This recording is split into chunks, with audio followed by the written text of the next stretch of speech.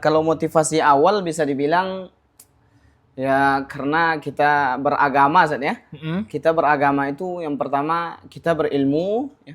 Kemudian kita beramal, kemudian terakhir berdakwah Ustaz ya. Berdakwah. Itu sebagai motivasi untuk yang motivasi awal. Karena tiga ini nggak bisa dipisahkan.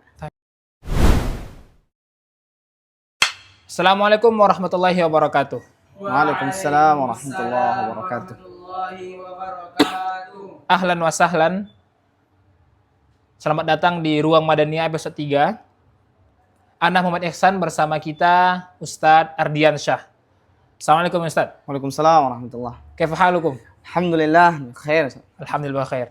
Tapi Ustadz, episode kali ini kita membahas turuk atau jalan-jalan langkah-langkah menuju atau langkah-langkah untuk khutbah. Langkah-langkah untuk khutbah Ustaz. Entah itu khutbah Jumat, entah itu khutbah sholat Hari Raya Idul Fitri, Idul Adha. Nah, mungkin banyak santri-santri di luar sana yang masih bingung atau masih masih bingung bagaimana apa yang harus saya lakukan ketika khutbah. Nah, insya Allah Ustaz, di sini ada 10 pertanyaan yang ingin tanyakan ke antum. Yang pertama Ustaz, apa motivasi awal Ustaz ingin menjadi khatib? Kalau motivasi awal bisa dibilang ya karena kita beragama Ustaz ya. Kita beragama itu yang pertama kita berilmu, ya. Kemudian kita beramal, kemudian terakhir berdakwah Ustaz. Berdakwah. Itu sebagai motivasi untuk yang motivasi awal. Karena tiga ini nggak bisa dipisahkan. Taib. Kita berilmu nggak kita amalkan celaka. Kita berilmu kita amalkan nggak kita dakwahkan celaka. Nah, maka setelah kita berilmu, kita beramal, jadi motivasinya ini jalan terakhir kita ibaratnya. Ini perjuangan terakhir kita. Kita dakwahkan ilmu yang kita punya, kita amalkan baru kita dakwahkan. Ini motivasi pertama menjadikan ya bisa berceramah gitu, bisa baik itu ceramah khatib ataupun ceramah menyampaikan berbicara di depan. Nah, ini motivasi pertama. Taib, Masya Allah. Nah, kalau boleh tahu Ustaz, pertama kali Ustaz khatib itu di kelas berapa Ustaz? Pertama khotib itu di kelas 3 SMP, Ustaz. Kelas 3 SMP. Masya Allah. Kelas 3 SMP kan. Kelas 3 SMP Ustadz udah jadi khotib sholat Jumat. Ya. Itu udah luar biasa itu Ustadz ya. Alhamdulillah. Masya Allah. Nah, jadi Ustadz kalau misalnya yang seperti Ustadz sampaikan tadi, kita berilmu, mengamalkannya dan mendakwahkannya Ustadz ya. Kalau misalnya salah satu dari tiga ini terpisah maka rugi bagi kita atau celaka Ustaz ya. Betul. Masya Allah. Nah itu ya motivasi terbesar kalau kita ingin menjadi khatib ya tiga ini. Yang pertama ilmu, kita ada ilmu, kemudian kita mengamalkannya dan tidak lupa untuk mendakwahkannya. Nah itu ya. Nah kemudian Ustaz, bagaimana pengalaman pertama Ustaz? Nah tadi kan Ustaz khatib pertama kelas 3 SMP Ustaz. Bisa dibilang kelas 3 SMP ini umur 14 tahun. Ya, betul kan Ustaz ya? 15 tahun. 14-15 tahun ya. Nah, bagaimana pengalaman pertama Ustaz naik mimbar sebagai khatib Ustaz? Pengalaman pertama itu Ustaz ya biasa ya yang timbul di kita ya sebagai santri pertama timbul itu takut, grogi. Sebab kadang kita kan banyak ketika sendiri di depan cermin, itu belagak lantang suara menyampaikan. Betul ya. Tapi pas maju melangkah ke mimbar, itu mulai buyar lagi. Mulai hilang. Karena kebanyakan kita ketika mau khutbah itu menghafal kan? Betul sekali. Jadi menghafal teks. Sedangkan ketika kita sendiri mungkin bisa berbicara luas gitu kan. Nggak ada orang bisa bicara bebas. Tapi ketika mau naik mimbar, itu mulai, aduh nanti apa mau disampaikan. Ayat satu persatu mulai memudar. Mulai hilang lah ya. Yang awalnya kita hafal, kemudian naik di atas mimbar. Mulai memudar semua. Betul, ya. Karena menggunakan hafalan kan gitu. Itu pertama kali yang rasakan ya. Aduh nanti takut hilang gitu kan. Kemudian bergetar tuh pastinya. Iya pasti ya. Bergetar. Kemudian ketika kalau megang teks biasanya tampak tuh bergetar. Ya. Tuh tampak kertas tuh bergoyang gitu. Kemudian kalau megang mic biasanya nampak bergoyang tuh. Itu yang pertama kali yang rasakan waktu khutbah itu naik mimbar. Pertama kali Ustaz rasakan ketika kelas 3 SMP. Ya, naik mimbar. Nah, cara mengatasinya Ustaz? Tentu ada caranya kan? Nah, cara gimana Ustaz? Nah, jadi cara untuk mengatasi itu Ustaz yang disampaikan dulu guru anak ya, menyampaikan yang pertama ketika maju kita seolah-olah tidak ada masalah gitu. Nah, jadi kita maju tuh dengan rasa diri kita udah percaya diri. Tentu yang pertama kita siapkan mental kan, Betul, percaya mental, diri. ya. Walaupun mungkin mental kita udah jatuh, udah percaya diri aja udah. Apa yang ku hafal tadi, apa yang ku ingat tadi, udah sekarang bakal ku sampaikan. Kemudian yang kedua, ketika naik di atas mimbar itu, kalau kita tidak bisa menatap audiens ataupun jamaah sholat Jumat, nah itu kita lihat ke atas ya. Tapi nggak boleh kita dengan satu pandangan fokus ke satu titik. Iya, Itu iya, nggak boleh. boleh satu fokus Ya, satu. kita Ya. fokus satu. Jadi Iya. seolah-olah kita melihat kepada jamaah, padahal kita ngelihat ke atas ya. Jadi seolah-olah kita bicara kayak mana kita latihan, seperti itu kita praktekkan gitu. Oh ini nggak ada orang, Ya. seolah sampaikan. Itu yang ana praktekkan gitu kan, supaya nggak greget, supaya nggak bergetar gitu kan. Iya. Kemudian ya itulah kita akhirnya bisa menyampaikan dengan tenang. Oh seolah-olah nggak ada orang sekarang gitu. Jadi sampaikan dengan leluasa kita menyampaikannya gitu. Nah, barakallahu fiik. Nah, itu dia ya. Jadi kalau misalnya kita ketika awal naik mimbar, awal menjadi khatib, ada rasa takut, ada rasa getar. Nah, kuncinya apa? Pede aja. Kuncinya apa? Pede aja. Betul Ustaz ya? Betul sekali. Nah, taib. Nah, ketika Ustaz menjadi khatib Ustaz, tantangan terbesar Ustaz apa Ustaz? Wah, tantangan terbesar ketika kita menjadi khatib tuh ya sebenarnya itu tadi rasa Rasa takut ketakutan. itu ya. Ya. Karena setiap khatib yang dia mempersiapkan itu hanya dengan hafalan itu pasti buyar ketika kita maju. Beda halnya ketika kita khatib kita mempersiapkan dengan pemahaman. Nah, jadi salah satu syarat kalau kita tidak mau bergetar, tidak mau lupa di depan, tema yang akan kita sampaikan itu harus kita pahami. Jadi kalau cuma tema sekedar kita hafal pada suatu teks, maka nanti ketika maju, itu jadi tantangan banget tuh. Ya. Aduh, apa tadi? Sehingga nampak kita tuh seolah-olah berpikir gitu kan. Iya. Nanti jamaah bakalan berpikir, ini ustadznya nggak paham apa yang disampaikan gitu kan. Ustadznya nggak ngerti apa yang disampaikan gitu. Iya. Itu tadi kalau dengan hafalan gitu. Nah, berarti Ustadz kesimpulannya ketika kita menjadi khatib maksudnya tidak sempurna kalau misalnya kita hafal saja. Iya, kan? betul. Harus kita pahami juga. Ya, Ustadz, benar. Jadi kita harus paham apa yang kita sampaikan gitu. Taib. Nah, Ustadz, bagaimana cara tadi kan udah mengatasi cara rasa gugup Ustadz ya. Ya. Sekarang langkah apa yang Ustadz ambil dalam mempersiapkan khutbah pertama? Nah, tadi kan kelas 3 SMP Ustadz khutbah pertama Ustadz. Tentu ada langkah-langkah awalnya. Sekarang Ustadz Masya Allah ya, bisa dibilang setiap bulan tuh adalah khotib Ustadz Masya Allah. Ya, Alhamdulillah. Tentunya Ustadz ada langkah-langkah awal. Nah, gimana langkah-langkah awalnya Ustadz? Kalau langkah awal dalam kita mempersiapkan ya, betul, dalam ya. mempersiapkan apa yang akan kita sampaikan tuh, Ya. yang pertama kita supaya sesuai ya, kita cari judul yang sesuai dengan keadaan masyarakat gitu. Biasanya itu untuk khatib kita gunakan. Contoh sekarang kita masyarakat dalam keadaan iman sedang turun gitu kan. Ketakwaan sedang turun, maksiat sedang bersebar. Nah, kita sampaikan tentang itu. Sehingga kita lebih memahami gitu kan. Kita mudah memahaminya gitu. Oh, sekarang keadaan masyarakat kurang di ketakwaannya ataupun keimanannya. Kita cari judul ataupun tema tentang keimanan, tentang ketakwaan, apa yang perlu kita tingkatkan lagi ya. Sehingga itu menjadikan jamaah itu lebih sadar gitu, mudah dipahami. Oh iya, sekarang sedang seperti ini gitu. Oh iya, pantas berarti kita harus kembali lagi ya itu. Jadi sesuai dengan keadaan gitu, sesuai dengan kondisi masyarakat. Apa yang menjadi problematikanya itu yang kita sampaikan gitu. Maaf, Masya Allah. Nah, jadi Waalaikumsalam warahmatullahi wabarakatuh. Fadal. Ini Ustaz, kita alhamdulillah ada qahwa Ustaz, ada kopi Ustaz. Fadal Ustaz ya. Insyaallah. Diminum Ustaz. Jazakallah khairan. Nah, syukran. Nah, itu dia ya, langkah pertama mempersiapkan khutbah atau langkah mempersiapkan khutbah pertama kali. Nah, jadi ikhwan, ya perlu antum perhatikan. Kalau misalnya yang disampaikan oleh Ustadz tadi tidak sesuai dengan fenomena akhir zaman Ustadz, intinya sesuai dengan apa yang terjadi di masyarakat itu. Iya, benar. Takutnya susah dipahami. Nah, jadi itu langkahnya, salah satu langkah kita menjadi khotib salat Jumat, salat hari raya Idul Fitri, Idul Adha, betul Ustaz ya? Betul. Nah, nanti tolong editor ya, nanti dibikin langkah yang Ustadz ambil dalam mempersiapkan khutbah pertama. Nah, itu tolong dibikin nanti editor ya. Nah, kemudian Ustadz ya, tentu ketika khotib itu ya kita manusia tidak luput dari kesalahan. Ya, betul benar.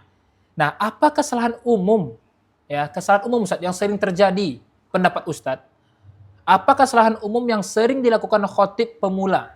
Menurut Ustadz apa? Kesalahan yang sering terjadi Iya, itu yang pertama karena disebabkan karena mungkin pertama kali itu kan, betul. karena masih bergetar atau masih ada rasa Takut, khawatir lah gitu. Khawatir. Yang sering terjadi itu lupa dalam menyampaikan dalil. Ah, Ya bukan berarti dia lupa dalil ini enggak, tapi lupa ketika dia membaca ayat sering salah gitu. Iya, Ketika iya, menerjemahkan sering salah. Itu sering terjadi itu.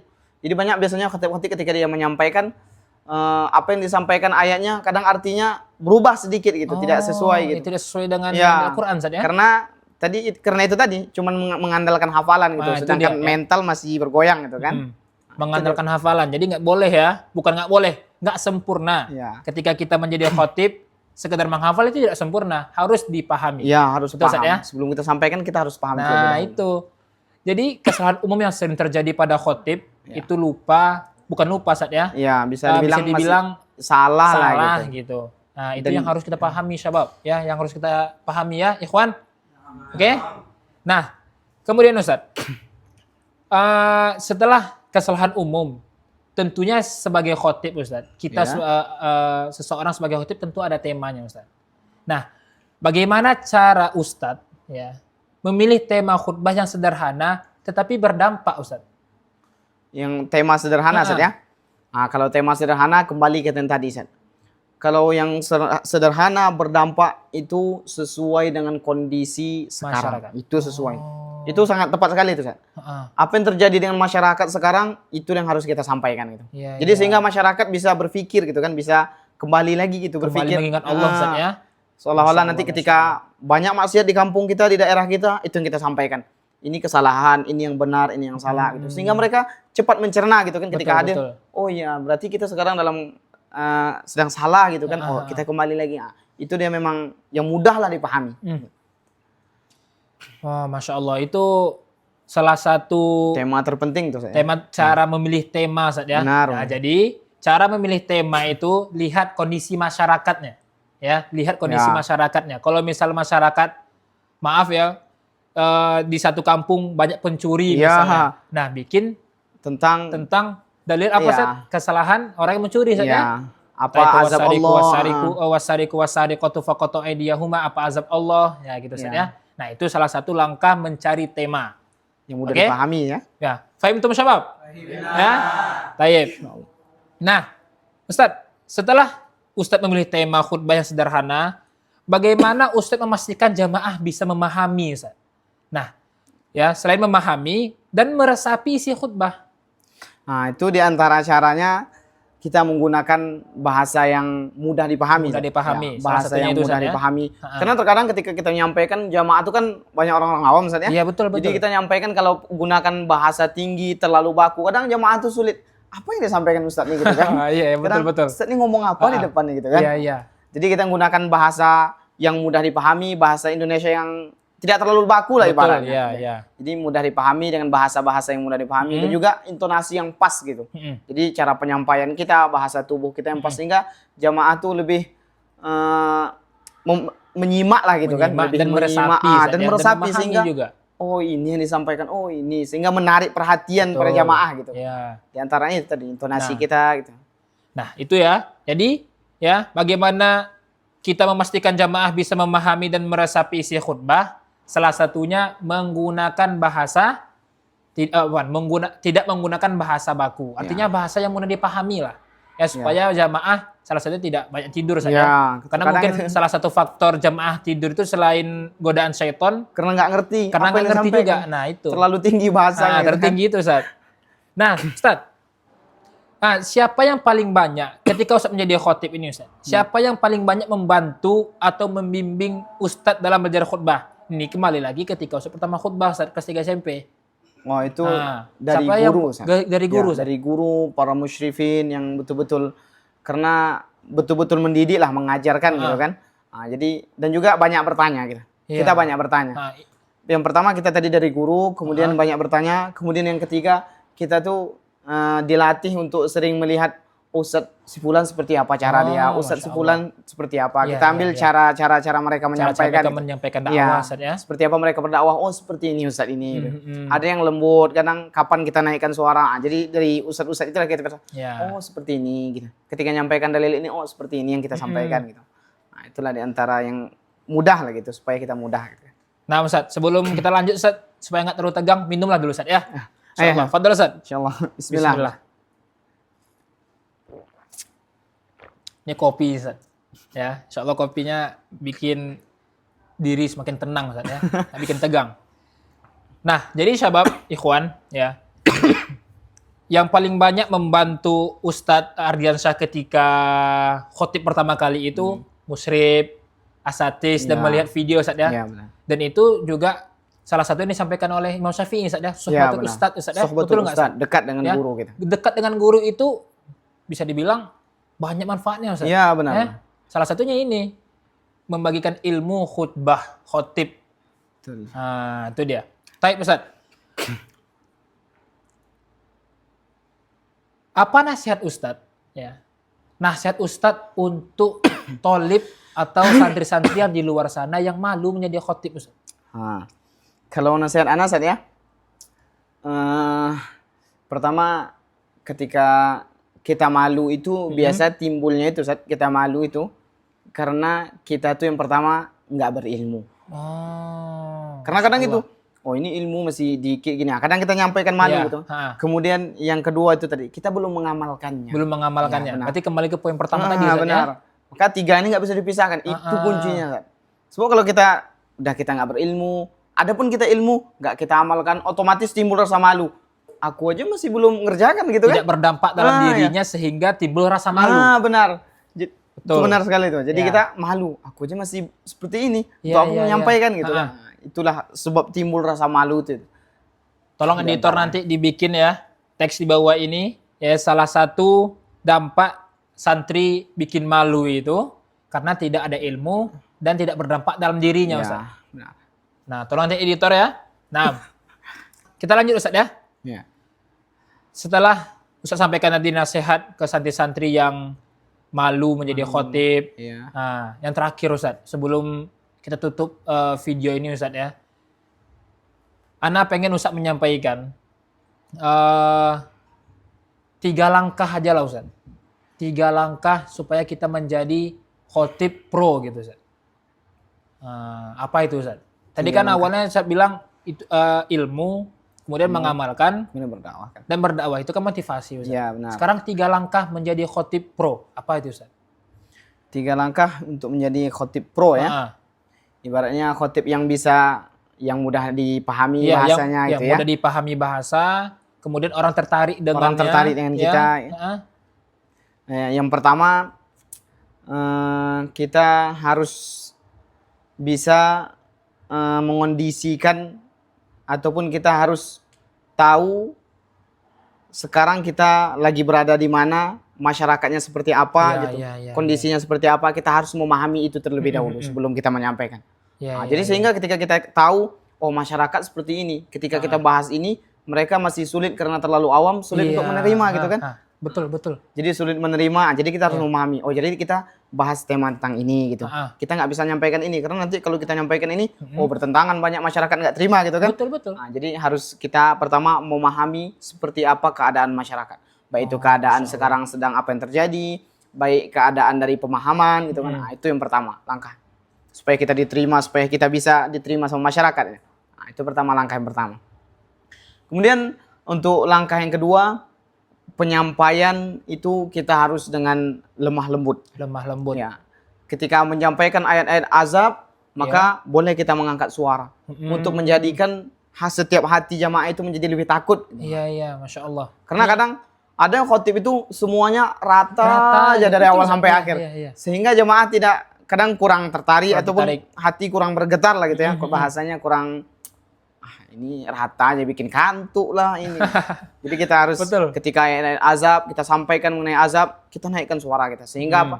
Sehingga merasa, oh ini seperti ini gitu. Azab Allah seperti ini. Sehingga mereka lebih mendengarkan gitu. Iya, iya, iya. Sahih, Harus sahih. memahami intonasi penting. Intonasi. Ya, dengan lemah lembut dan intonasi. Nah, Ustaz, Yang terakhir apa Ustaz? Yang langkah ketiga Ustaz? Kemudian langkah yang ketiga itu kita nggak boleh fokus ke satu arah Ustaz ya.